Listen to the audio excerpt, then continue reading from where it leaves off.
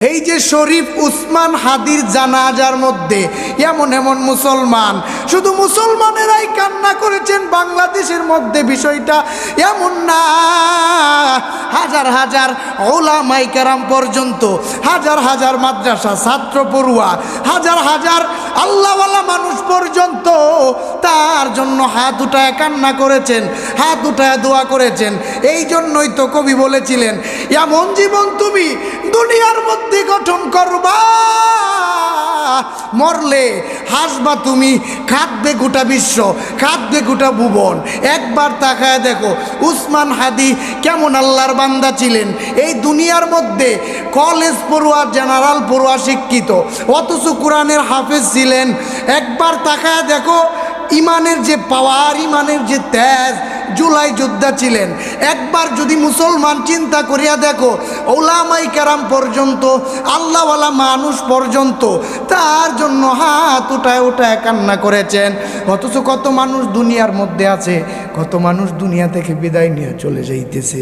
না, সে একটা কথাই জাতির সামনে বলেছিলেন, যদি আমার বাঁচতে হয় সিংহের মতো জমিনের মধ্যে যদি 5টা বছর বাঁচি, আর এই 5 বছর যদি আল্লাহর দরবারে কবুল হয়, একবার বলেছিলেন 50 বছর বাঁচার দরকার নাই, 5 বছরেই যদি জাতির জন্য কিছু করতে পারি, দেশের জন্য কিছু করতে পারি, আমি 5 বছর দরকার হয় বাঁচব, 50 বছর বিড়ালের মতো বাঁচার দরকার না। কেমন আল্লাহওয়ালা ছিল!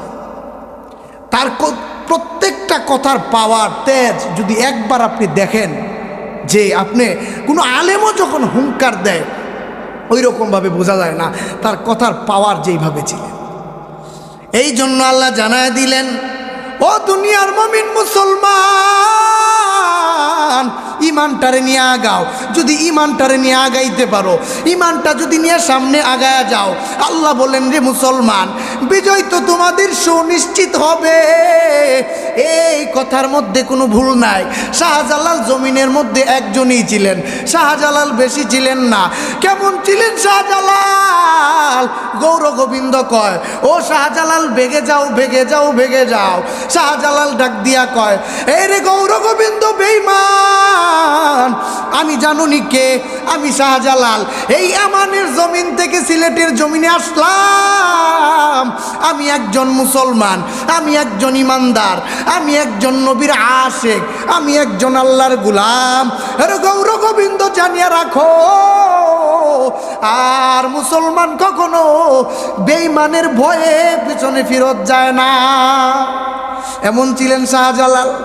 শাহজালাল এমনের জমিন থেকে গৌর গোবিন্দের জমিনে আসলেন সিলেটে। শাহজালাল, গৌর গোবিন্দ কয়, শাহজালালের লোকজনে ডাক দিয়া কয়, ও শাহজালাল, ও মৌলবী, তোমরা তো সন্ত্রাসী চাও না, হাতের মধ্যে বাঁশের লাঠি কেন? একটা উদাহরণ দিয়া ওই সময় যে কেমন উদাহরণ দিয়েছিলেন। এক অন্ধবুড়ি রাস্তা দিয়া হাঁটে, লোকজনে কয়, ও ভাই, বুড়িমারে ডাক দিয়া কয়, বুড়িমা, রাস্তা দিয়া তুমি হাঁটতেছো, হারিকেন জ্বালায় কেন রাস্তা দিয়া হাঁটো গো বুড়িমা?